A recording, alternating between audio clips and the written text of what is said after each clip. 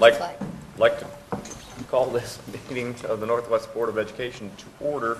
Would you please log in, please?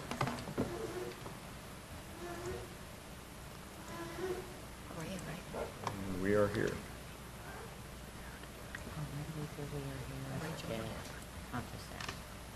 All right, would you all please rise and join me in the Pledge of Allegiance?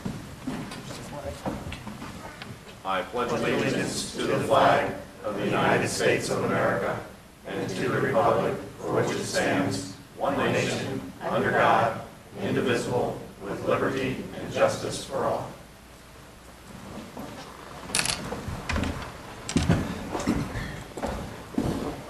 Okay, we have some meeting minutes from August 26, 2013. Do I have a motion to approve? So moved. Second. Moved and seconded. Does anybody have any questions or comments about those? Randy, when you get to the minutes, there's just a typo in my comments on the last page that I meant to call you with on the minutes, but beyond that typo, I have no questions about it. Okay. Ready for the vote? We Mr. are. President? Are we all on here? Dan and Elaine, I'm in. Oh, okay. got a vote? She liked saying aye by Yeah, I herself said, all right, last Yeah. I night. got the answer. Very good. Motion passed. Report from employee organization, certificate or licensed. I believe Mr. Kane would like to speak. Good evening, everybody. For those of you who don't know me, I am Kevin Kane. I'm a school counselor at Coleraine Middle School, and I'm the new president of the Northwest Association of Educators. Before I make a few comments, I would like to publicly thank Melissa Nelson, who served for the last several years as our president. She has worked tirelessly during her tenure to support the school district, our teachers, and the students that we serve, and we wish her all the best. As I take on this new role, I am filled with pride as I reflect on the accomplishments of this association, but I'm also filled with concern. Our association has worked cooperatively with the school board and our administration on a number of key initiatives and issues to improve instruction, maintain financial stability for the district, while meeting the requirements of new complicated state laws. Some of the initiatives and issues include Race to the Top, teacher evaluation, SLOs, healthcare, LPDC, school levy campaigns, and blended learning, which you learned about tonight. We have had a record number of teachers volunteer their time to support this district in so many ways, and I am very proud of the work that we have done. But I am very concerned about our teaching staff, both professionally and personally. Over the past decade, we have made many cuts and changes that affect our teachers. More than 1/4 of our teachers have been cut. The threat of reduction in force and involuntary transfers have been constant for many years. With these reductions, class sizes continue to increase. This year, we begin the implementation of a complicated evaluation system that has our staff feeling overwhelmed. In the same decade, we have raised the base salary for teachers only 3 times. The last 3 years, we have all experienced a step and pay freeze. Healthcare costs continue to rise significantly, even though we joined a consortium and switched to a high-deductible healthcare plan a number of years ago. Over the next 4 years, our teachers will see a decrease in their take-home pay by 4% as we increase our contributions to STRS. Our teachers, and I am sure most of the staff in the school district, are starting to feel financial distress. Through all of this, our teachers show up every day, after hours of planning and preparation, dedicated and determined to teach the children of this community and to help them succeed both academically and behaviorally. Their dedication should be admired. This is a pivotal year for the school district. We can't afford any more cuts or reductions. It is time to consider how we can provide greater support and reward our teachers for their dedication to the school district, to the community, and to the children we serve every day in the classroom. And thank you for listening. Thank you, Mr. Kane. Some of you may have noticed we were down here typing, but we have a place to take notes and put in our thoughts. We're not doing busy work while you were talking. We're just taking us. Reading and not watching. But this is a great technology because we can just capture some of the things that you've said and keep them as a historical document. So, with that, if I can save it, that'll even be better. There we go. Okay, report from employee organizations classified? Nothing? Report from school-related organizations. Community comments and questions. I have a card from Dexter Carpenter, is a resident, would like to talk about suspension and expulsion policy. Hello. My question is actually to the board, and I'm sure they'll refer me to the person who can answer this question. It's brought to my attention, and this is about a suspension. It's brought to my attention when a young person is suspended from the school that they didn't want, and actually it happened at the school, suspended from this school for infraction, and then they left the school district, actually went to another state. Our school district sends a letter over to the school and tell the school to recognize or respect the expulsion. Why would we do that? Can anybody answer? The question is, why would we send a letter? Why would we send a letter to us if we didn't want the person in our school district for safety reasons or whatever, and they go to another school, actually in another state, then we send a letter to that school telling them to still respect it. It seems like we're getting involved in the punishment, and it was legally punishment involved, so there was already a court system involved, so why would we add to the punishment? I don't understand.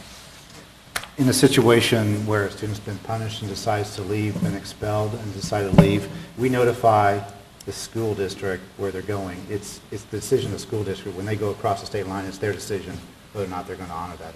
What this particular letter coming from the school district, and again, I don't know what individual sent the letter, whether it was the school board or you, it asked the school district to respect that suspension and still keep them on suspension. I'm wondering why we would do that. If they were no longer a threat to our school system, why would we do that? Dexter, I'll be glad to answer my opinion on that.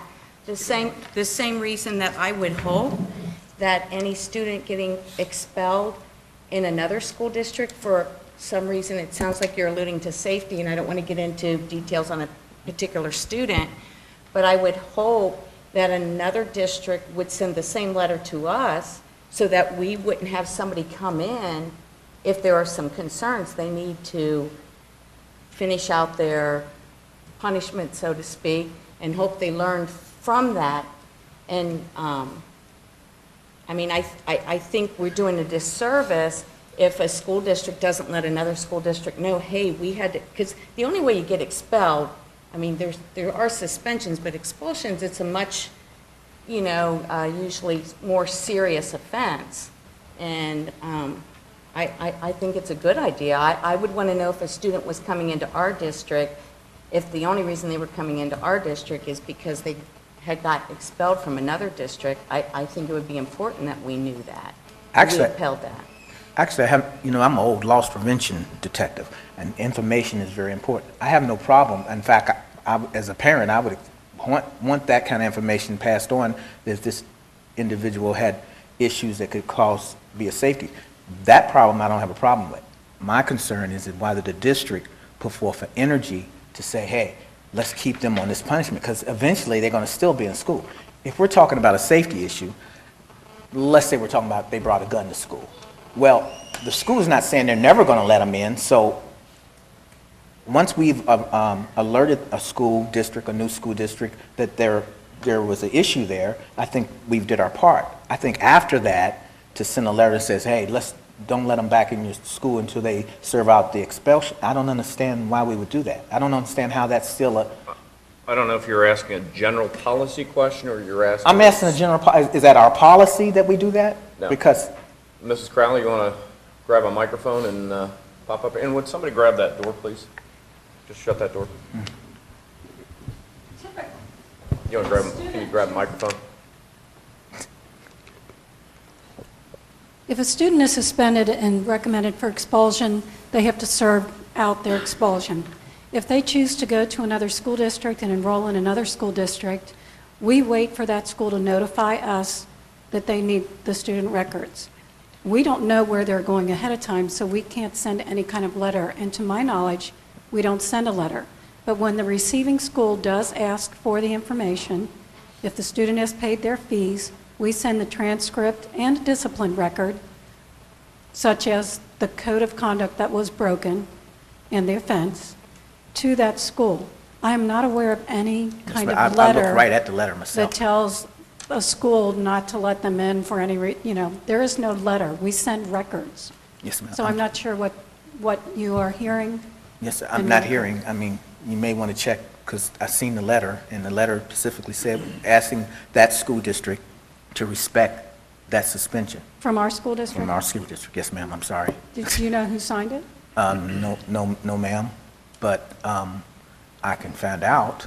Okay. But Let it me- did happen. Can I jump in here? Yes. We're going to spend a lot of time. No, going we're back not. and forth. What I would like to do is if you have those kinds of documents, would you pass those on to Mrs. Crowley and let her Okay. take a look at them? Okay. And then she could present that to us in a little bit different format that we can deal with that? Yes, ma'am. We're not going to Yes, solve sir. that, we will not solve that issue. Oh, no, here. sir, and I don't want us to. I just wanted to have, but I do want to say one thing to make sure I'm clear. You're saying that you wouldn't do that normally?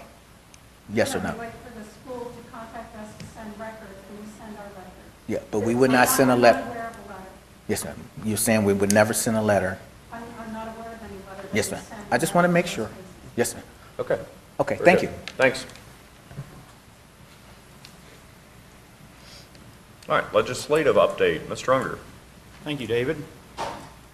Andy Thompson, who is the state representative from House District 95, which is Marietta, Ohio, which is on the eastern side of the state, has written a bill having to do with the abolishment of Common Core standards.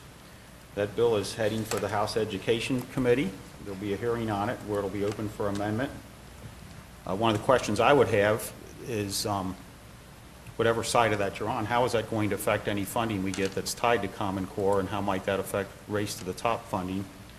The bill does have some Southwest Ohio co-sponsors, including Wes Rutherford, who I believe is from Butler County, Pete Beck, who's, I think, Anderson Township, Ron Magg, who's from Warren County, and John Becker, who is from Claremont County. So that bill has been written, and the House comes back into session, I believe, the first week of October, and that will probably get a hearing in front of the House Education Committee. So that would be my update. Very good. Have any questions for Dan? No? Very good. Thank you. Butler Tech, Mr. Detzel. We have not had a meeting since our last board meeting, so it's scheduled for next Tuesday. Very good. Will you have a At the- update for us I'll next have time? I'll have an update next meeting. And we will look forward to that. And the all boards meeting is October the 8th. Everybody got their invitation? Good point. Okay. October the 8th, Yep. all boards meeting. Will we have dinner Yes, we will. served by the kids? Served by the kids at Butler. Culinary art kids. Yes. It's a great opportunity. I believe it starts at 5 o'clock. Dinner's at 5:30. You need to RSVP, right? Yeah, you need to And you need RSVP. RSVP. Very good. What happened to, Because, wait a minute. okay.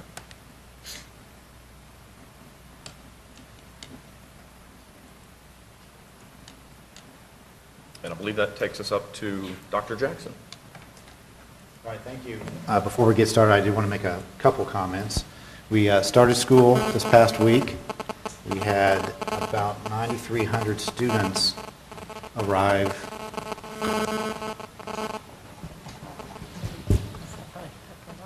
We had about 9,300 students arrive this past week. We're working on our enrollment counts. We have a brand-new student information system called Dazzle that we're working on. We upgraded to a new system because there are several other systems that have to integrate with it, and the old system we used didn't work. So we're working out a few of those kinks. But it appears that our enrollment may be above projections. We'll know definitely by the end of this week on that. But we had a good first week. The students arrived, and both of our football teams are 2-0, and that's always an exciting way to start a school year, is a successful football team. So congratulations to both those teams and the coaches, and and the student athletes. Just for the board's information, we will start our SALT reports and our Northwest Notables at our next board meeting on September 23rd, so you can start expecting to see those as well. Okay. And then after that, we will begin our principal reports on our goals document and our CCIP document that we presented. So moving on to the consent items, under certificated license, you have 2 attachments under that item, and in that are 2 Title I resignations, 5 extra duty resignations, and 13 procedural extra duty resignations. The superintendent recommends the Board of Education approve the certificated license personnel retirements and resignations as listed. So moved. Second. Moved and second. Anybody have any questions or comments on those? Any question or comments? All right. And we, as Mr. Unger has pointed out quite a few times, we have had all this information since last Thursday. It is on our screen. We can look down through these names. And at some point in time, you will too. Which we are getting there. Please vote. And the motion is passed.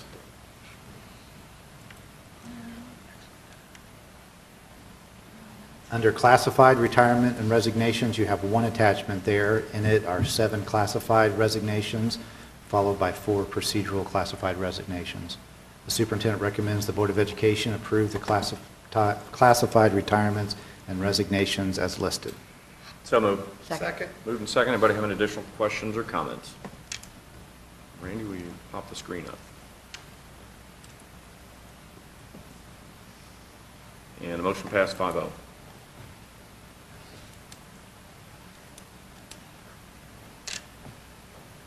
Under other items, we have 2 approvals of new funds. We have the Race to the Top Leadership Academy for Pleasant Run Elementary, and we also have the Race to the Top Leadership Academy for Coleraine Middle School. Superintendent and Treasurer recommends the Board of Education approve the new funds as listed. So moved. Second. Moved and second. Everybody have questions or comments? I'm just curious that those are both the exact same amount to the cent. How was that one divided up? Is there other schools that? We received grants from the state for Race to the Top, so what happens in both of those is a teacher and a principal attend training sessions up at the state, and the amount is identical for each school from the state. So it's just for? Pleasant Run Elementary and Okay. Coleraine Middle. And the other schools? Only certain ones qualified, and we Okay. could only Thank ask you. for some. Okay. Anything else? Mr. Bertram. Thank you. Motion passed 5-0. Okay, the next item is a land purchase in front of Pleasant Run Elementary by Ohio Department of Transportation. They're widening the road, and for some reason, there's a very narrow strip of land in front of Pleasant Run Elementary that the state doesn't own, but they own the rest of it. So this is a recommendation from our attorney to approve the purchase. It's approximately $3,500. We did have some questions over the weekend regarding this, and I believe those questions have been answered regarding the assessments, and also regarding whether or not there was a gas line, which there isn't. There's a gas line on the other side of the Harrison Avenue, or the Hamilton Avenue. Hamilton Avenue. Hamilton Avenue. So we sent that email out earlier this morning. Were there any other questions on that? We also have Ryan LaFlamme here from Ennis Robertson Fisher that worked on this, and Todd Bowling also has some drawings if you care to see those. You want to make the motion or recommend the motion before we ask questions? Sure. The superintendent recommends the Board of Education approve the land purchase as listed. So moved. Second. Moved and second. Now, does anybody have any questions or comments? Yes, I was the one who had sent in the question about the seller shall be exclusively responsible for all delinquent taxes and assessments. And I guess we had done a title search or an assessment search on that, and Randy responded that there was I guess a stormwater that's payable on that whole parcel.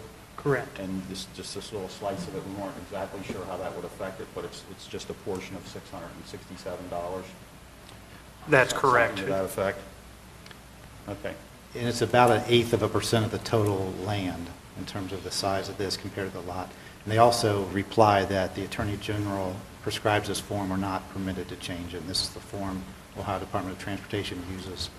This is the basic contract that they use, and they're not able to make changes Right, to it. and my comment to that was, we're not a weak seller. We could sit and drag it out. It looks like we're selling it for $3,523, but if all those, I will agree to this if all these assessments are covered under what you sent out earlier today, or what we talked about earlier today. Okay, thank you. All right, any additional questions or comments? Mr. Bertram?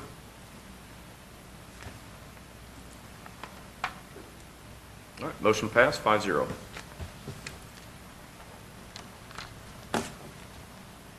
All right, we have a few certificated license personnel items. In your attachments, you have 2 administrative initial appointments, 3 teacher initial appointments, 1 change in status, 1 extended service contract, 1 responsibility factor, 26 early childhood screeners, 31 home instructors, 19 extra duty contracts, and 22 volunteer coaches. The superintendent recommends the Board of Education approve the certificated license personnel items as listed. So moved. Second. Moved and second. Questions or comments? I'm reading down through, see Mr. Detzel's name on there. I didn't hear you, Dave. We're approving your volunteer contract. Fantastic. Thank you. Should we pull that one out and let? I appreciate all the time you spent with the athletics, Jim. You spent a tremendous amount of time with that. Yeah, all kidding aside, Mr. Detzel has volunteered for Colerain Cross Country and Track for over 10 years at his own time and expense, which includes his own gas, driving to and from, chasing those kids all over the place, as well as meet. So To be clear, David, he's not running with them. He's following no, them. he in the is car. not running. That is an absolute. I'll make that motion. That is an absolute certainty there. I've seen him out, and I've wondered where he's going when he's out driving at 8 miles an hour. Mr. Detzel's done a great job with our program, so appreciate that. So motion passed, 5-0. I would like to note, though, when he's following him in his Suburban, he doesn't have the air conditioning on. Under A day like today when it's in the 90s. The AC is on. Under classified approvals, you have 1 attachment, and it is listed 3 initial, I'm sorry. Let's stop for a second there. We need to introduce. I was gonna say, we've new got an administrators. introduction somewhere, I'm don't so we? sorry. I had that note in there, and I flew right past it. Tracy? Thank you, Dr. Jackson. Northwest Local School District would like to welcome Elizabeth Fenimore as a special education supervisor. Elizabeth comes to us from the Children's Home of Cincinnati, where she was an assistant principal. Prior to that, she was an intervention specialist at the Children's Home of Cincinnati. Elizabeth has a bachelor's degree in psychology from Eastern Illinois University, a master's degree in special education from Xavier University, and a master's degree in elementary education from Rockhurst University. Elizabeth is supported by her husband Adam, daughter Mallory, and son Max. Please join me in welcoming Elizabeth. We would also like to welcome Adam Lobeck to his Mrs. Wright, can I just jump in there real quick? Sure. Would you like to say a word or two? And if you could grab a microphone, that would be even better.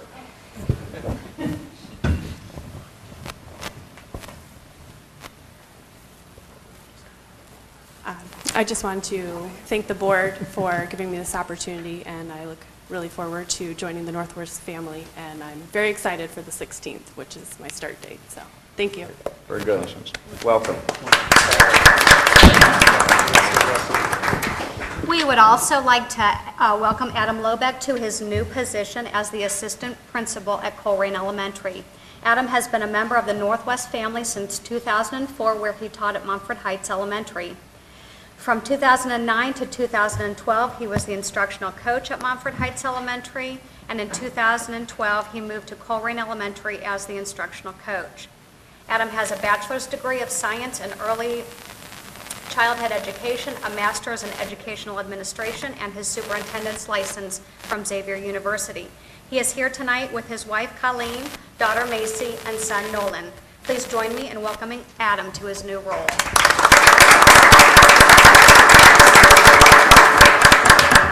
And Adam, would you like to speak?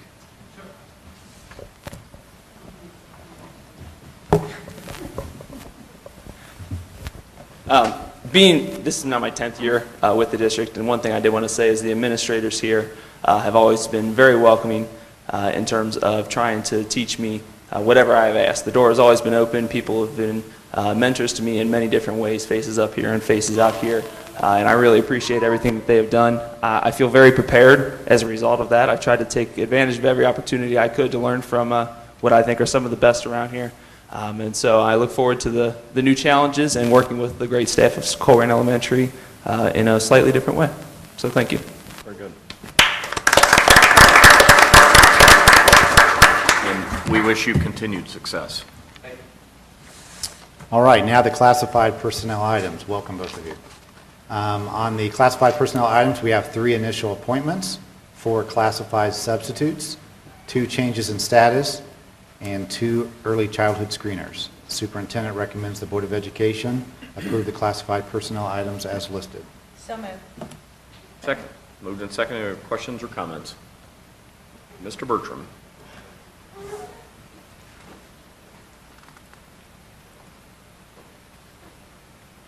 And we have a 5-0 vote, yes.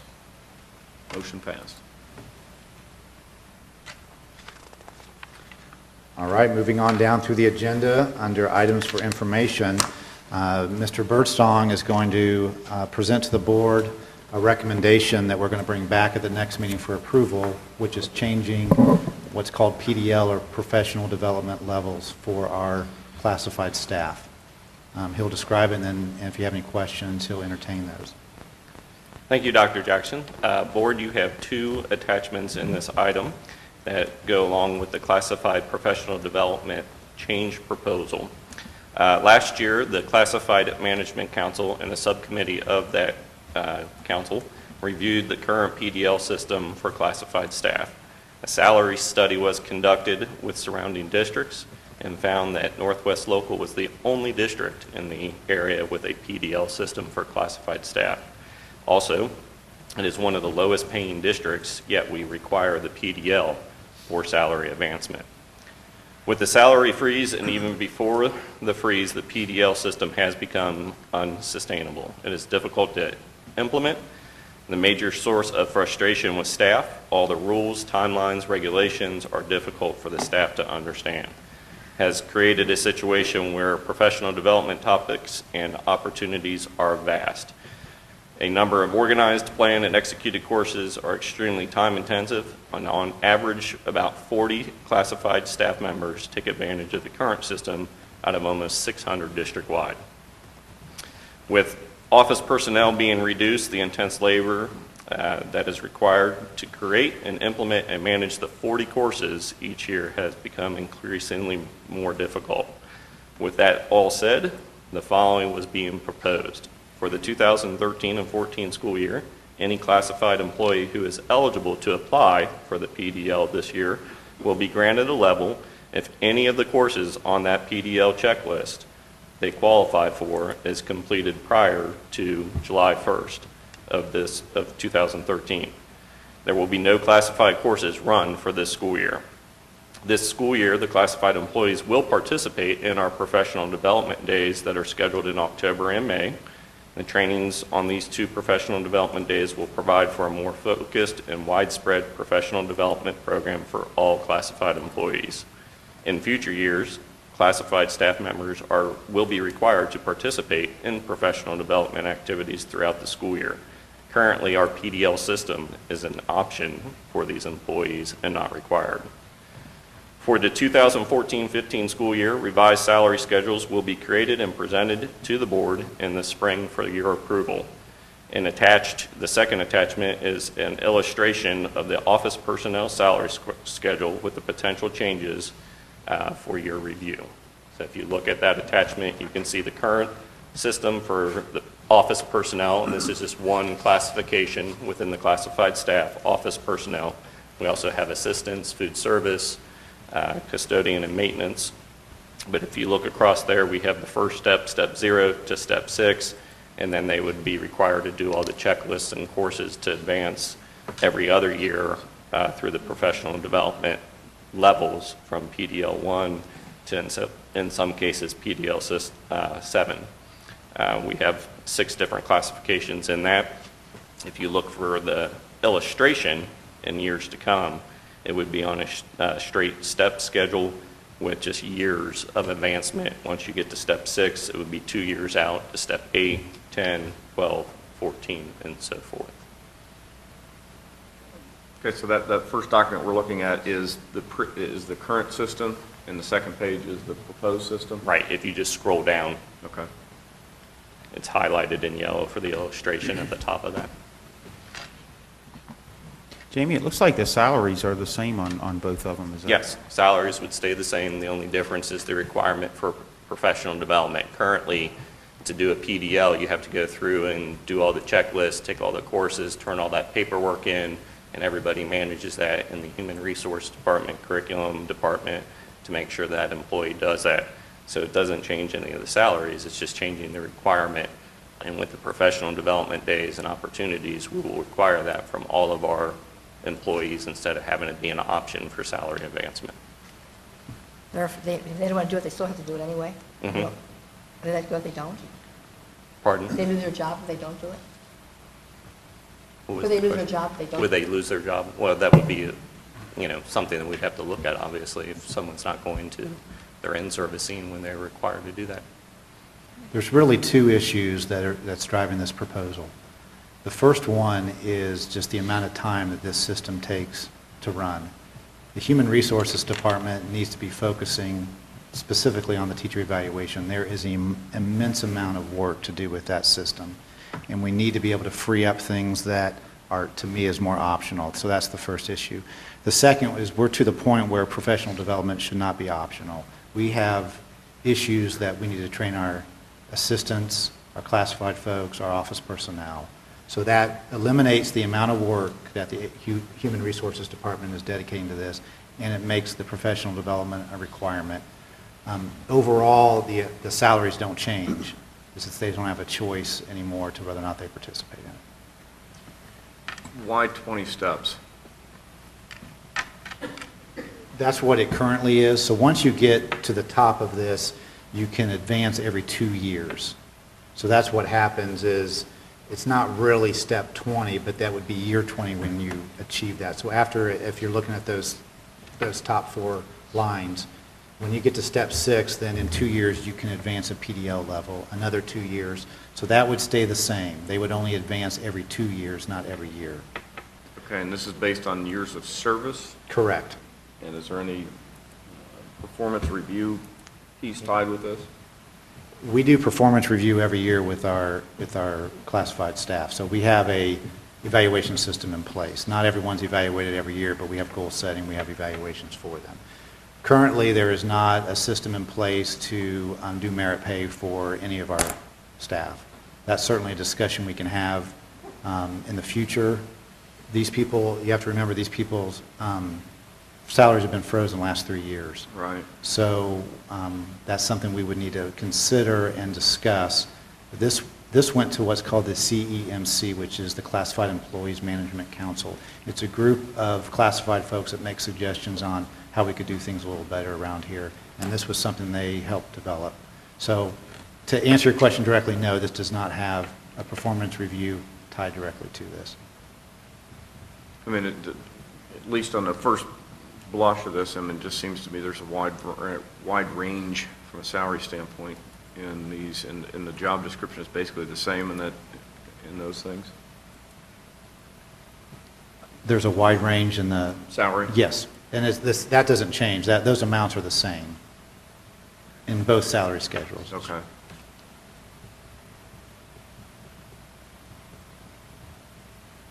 Other questions?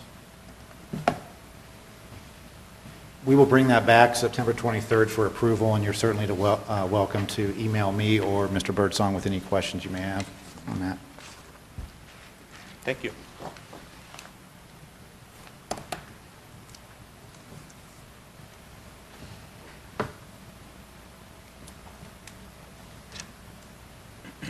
And then before we move into community communications, I believe that's it on my items. Mr. Bowling is going to start a committee and start working on coming up with a recommendation to the board for the Beavis property. I would like a board member to sit on that, so I don't know if the board wants to nominate someone or recommend someone to sit on those meetings. We're hoping to bring a recommendation to the board by December, if possible. I think Dan should do it. He wants to with that. Okay. Okay. I'm fine with it if the board chooses to nominate me. I will. I don't know if we don't need a nomination, it's just kind of a general consensus. Okay. With Dan? Okay. All right, thank you. General consensus says Dan. Thanks, Elaine. Yes.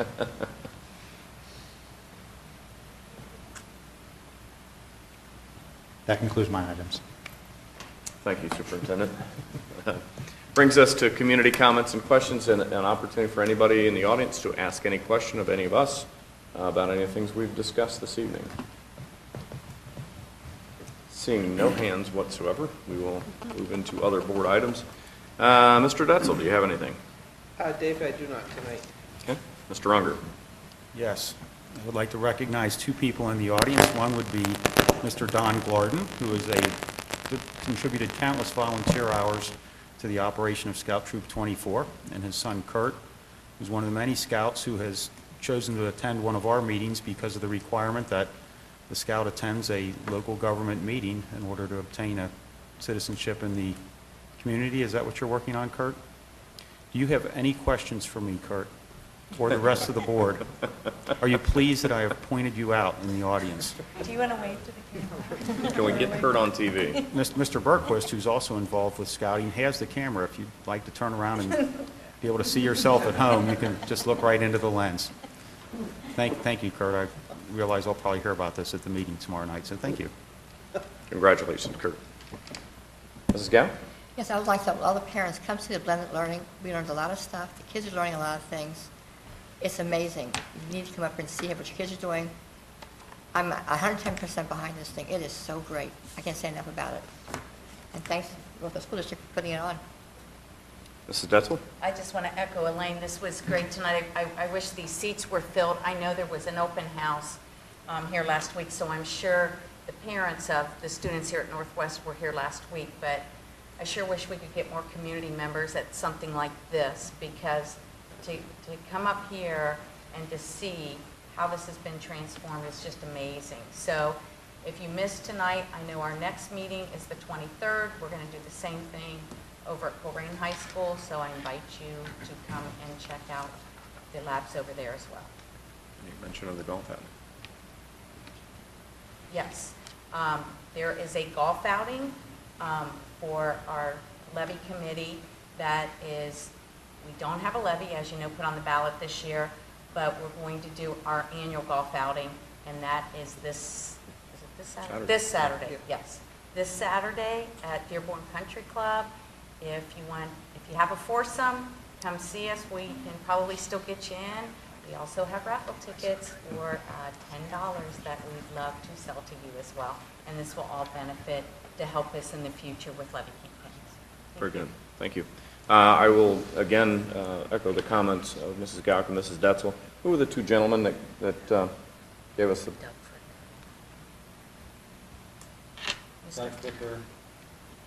Doug Ficker and Brent Gasbeck.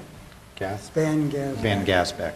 And they just did an excellent job. Their enthusiasm for the blended learning was just off the chart. I was getting excited. I was ready to take their class. So, and that's pretty good if you can get me excited about something like it has to do with learning. But they just did a wonderful job. They're very excited about it. There's just so many opportunities there for that, and you know we're excited to learn about it tonight. And you know, our hats go off to all the people that made that happen. You know, Fran and Todd and all the administrators, and certainly Mr. Gladfelter was here tonight to cut the ribbon. So, you know, once again, congratulations to everybody, and good luck to all the teachers and all the students as we start our new year and have a safe and productive year. With that, I will entertain a motion to adjourn. So moved. Do I have a second? I'll second We that. have a motion and a second for adjournment. I'll need you to move that item. I did. You did. At least I did on my screen. All right. I've got her now, thank you.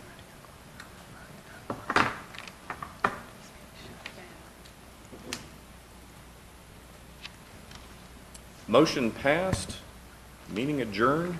Have a great evening. Thank you, everybody. Thanks for coming. Randy, do I want to end the meeting yet? Yes. Walk out. Yeah. We have to take a